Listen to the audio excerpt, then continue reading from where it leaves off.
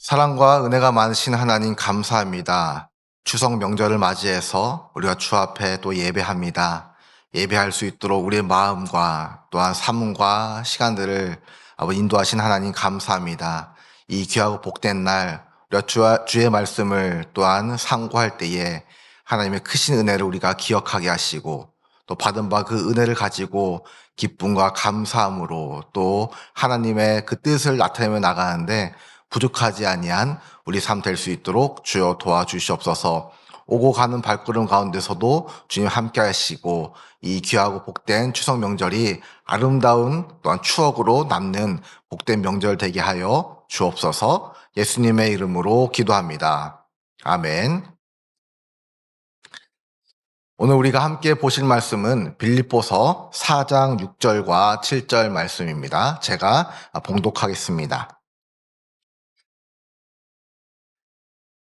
아무것도 염려하지 말고 다만 모든 일에 기도와 간구로 너희 구할 것을 감사함으로 하나님께 아뢰라.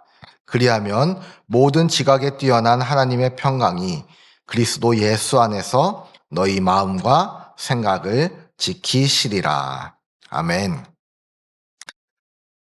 사랑하는 강남 비전교회 성도 여러분, 떡을 떼고 삶을 나누는 그런 귀하고 복된 또 행복한 시간을 보내고 계시지요. 민족 명절인 추석을 맞아서 온 가족이 모여 예배하게 하신 하나님께 진심으로 감사합니다. 오늘 우리가 함께 읽은 말씀 빌립보서 4장 6절에서 7절 말씀을 통해서 감사가 먼저입니다라는 그런 주제로 우리가 함께 은혜를 나누고자 합니다. 추석은 한 해의 결실을 이루게 하신 하나님의 은혜에 감사하고 또한 우리 가정의 그 길을 또한 충실히 닦아오신 우리 선조들의 그 은혜에 감사하는 그런 아름다운 절기입니다. 하지만 우리의 삶은요, 뿌린 대로 거두고 또한 풍요롭고 기쁜 순간만 있는 것은 아닙니다. 오히려 걱정거리와 염려가 우리의 삶의 전반에 깔려서 우리를 낙심케 할 때가 참으로 많습니다. 평생 9,000곡 이상의 찬송가를 지은 찬송가의 여왕이라 불리우는 맹인 페니 크로스비 여사를 아마 아실 겁니다. 우리가 부르는 새 찬송가에 수록된 곡 중에 24곡이 이 페니 크로스비 여사가 지은 찬송가입니다. 우리가 많이 부른 찬송가 중에 이런 것들이 있습니다. 예수를 나의 구주 삼고, 자비한 주께서 부르시네 나의 갈 길 다가도록, 내 주 되신 주를 참 사랑하고, 예수 나를 위하여, 주의 음성을 내가 들으니 등의 우리가 많이 예배 때 부르고 또한 일상에서도 많이 흥얼거리는 찬양을 지은 그런 분입니다.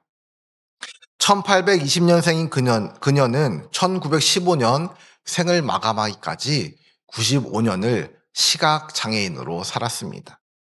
사실 그녀는 처음부터 태어날 때부터 시각장애인은 아니었습니다.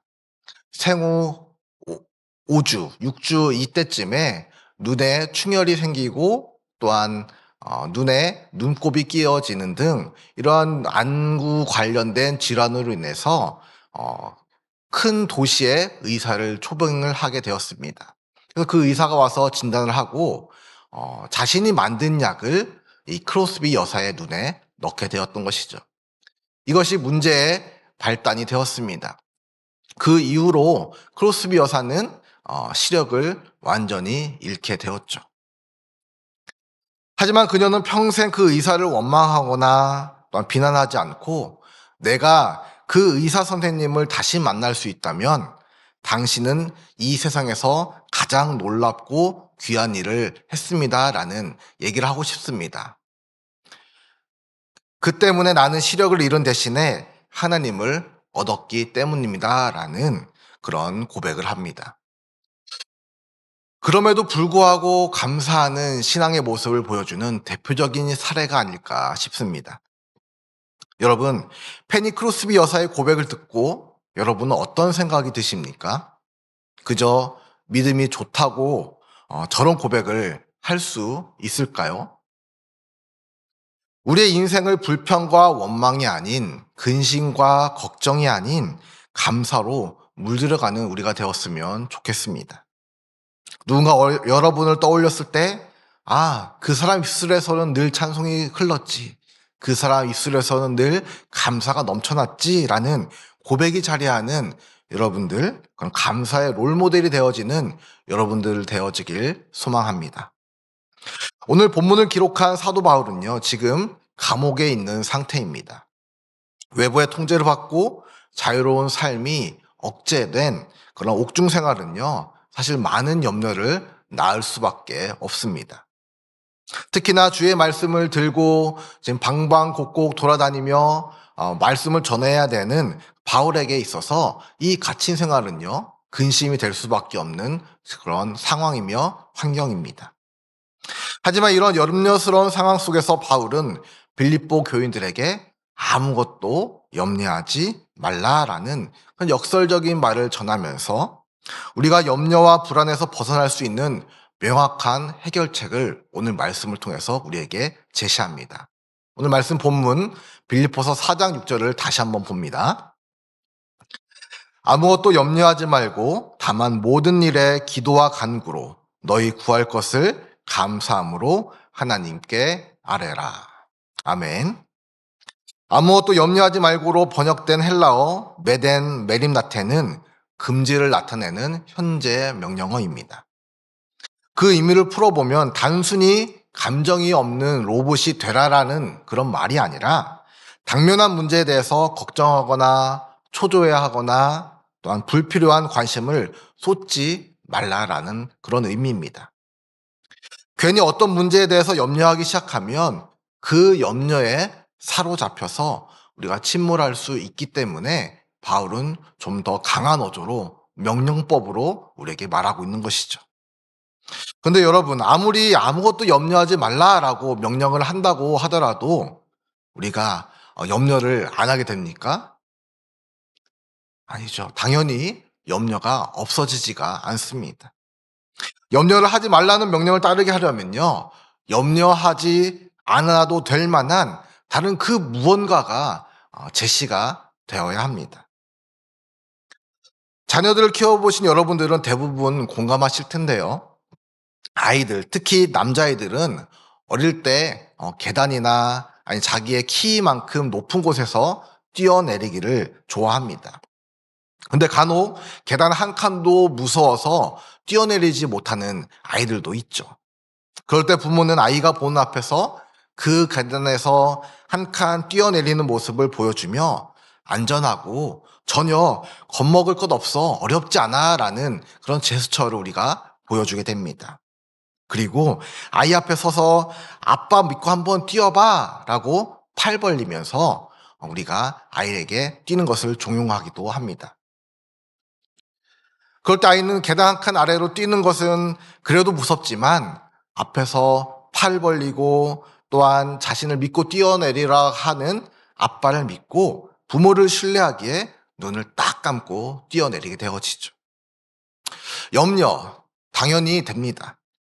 하지만 염려하지 않아도 될 만한 대상을 찾고 확신하는 순간 염려를 뛰어넘을 수 있게 되는 것이죠. 오늘 본문에서 바로 그 염려를 기도와 간구로 전환시키라라고 오늘 사도 바울은 얘기하고 있습니다.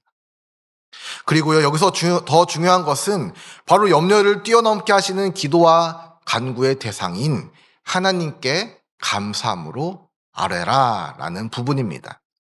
우리는 보통 응답을 받은 후에 감사한 것에 익숙합니다. 문제가 해결되고 원하는 것을 얻었을 때 감사합니다라는 고백이죠. 뭐 당연한 그런 모습일 겁니다. 하지만 바울은 문제를 하나님께 아뢰는 바로 그 순간부터 감사하라라고 말하고 있는 것이죠. 그러면 왜 감사가 먼저일까요? 감사가 먼저라는 것은 우리의 기도가 응답될 것임을 확신하는 그런 믿음의 선언이기 때문입니다. 아직 눈앞의 문제는 해결되지 않았을지라도 그 문제를 해결하실 하나님이 내 아버지 되심에 감사한 것입니다. 우리가 염려의 자리에 감사를 채울 때에 우리의 시선은 문제의 크기에서 하나님의 능력으로 옮겨지게 됩니다. 지금 이 시간 혹시라도 염려 가운데 계신 성도님들 계십니까? 그렇다면 그 염려를 감사의 기도로 바꾸어 보십시오. 또한 그런 훈련을 매일같이 해내시길 바랍니다.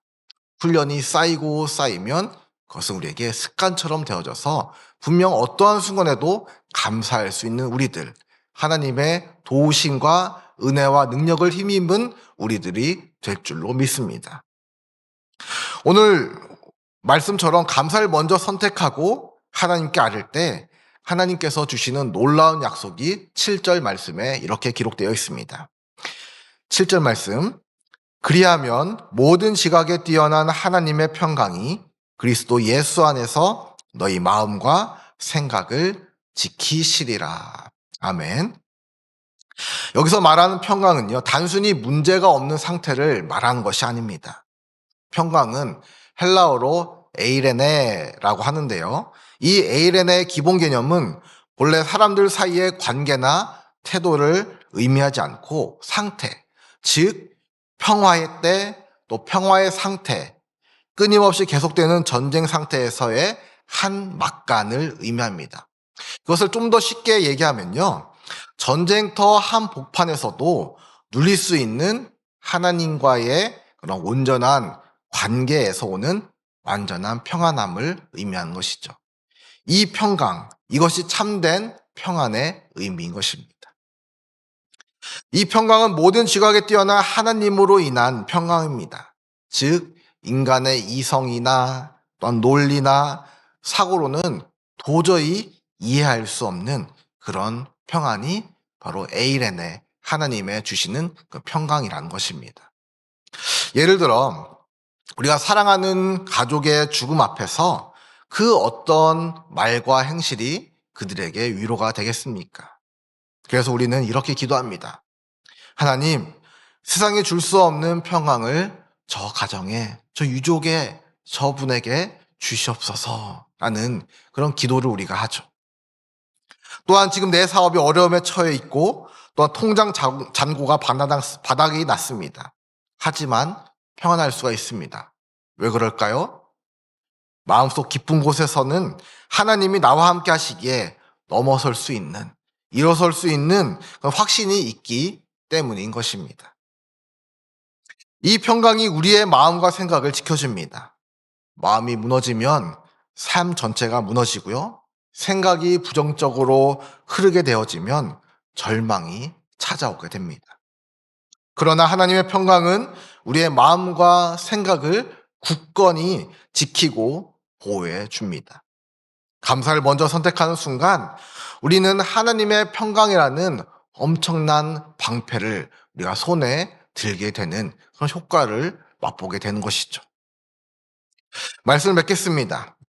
이 추석 명절은 우리 가정의 문화를 염려해서 감사로 바꿀 수 있는 아주 좋은 기회입니다. 우리 가정이 세상의 불안한 염려를 서로 공유하는 자리가 아니라 하나님께 대한 감사를 함께 고백하는 자리가 되어지기를 소망합니다.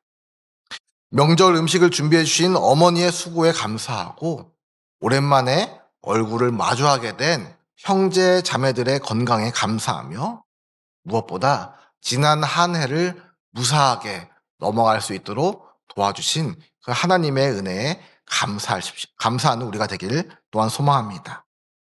오늘 우리가 이 빌립보서의 말씀을 붙들고 염려가 올 때마다 또한 감사 기도를 먼저 드리기로 결단할 때에 하나님께서 우리 한 사람 한 사람의 삶뿐만 아니라 우리 교회 모든 성도님들의 가정 모두에게 모든 지각에 뛰어난 하나님의 그런 평강으로 충만케 지켜주실 줄로 믿습니다. 감사를 먼저 선택함으로 주님의 평안을 깊이 누리는 복된 가정 누리시기를 간절히 원하며 말씀을 마칩니다. 잠시 기도하겠습니다.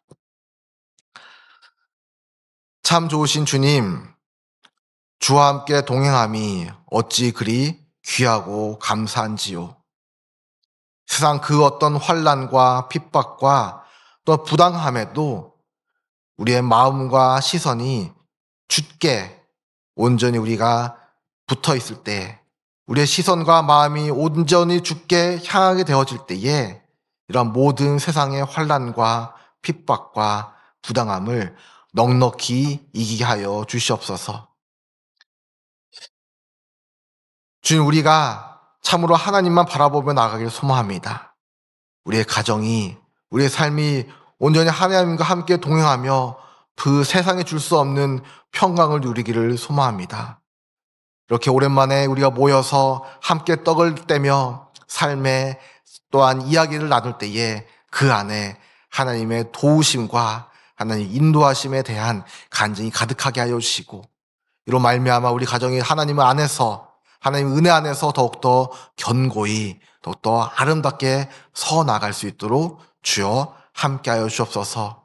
무엇보다 오늘 말씀처럼 우리가 먼저 하나님께 감사하며 나가는 우리 가정 되길 소망합니다. 감사가 먼저 되어지고 그 이후에 하나님의 일하심, 하나님의 역사하심 우리가 기대하며 나갈 때에 놀라운 하나님의 축복과 은혜가 가득한 우리의 삶 될 수 있도록 주여 도와 주옵소서. 예수님의 이름으로 기도합니다. 아멘.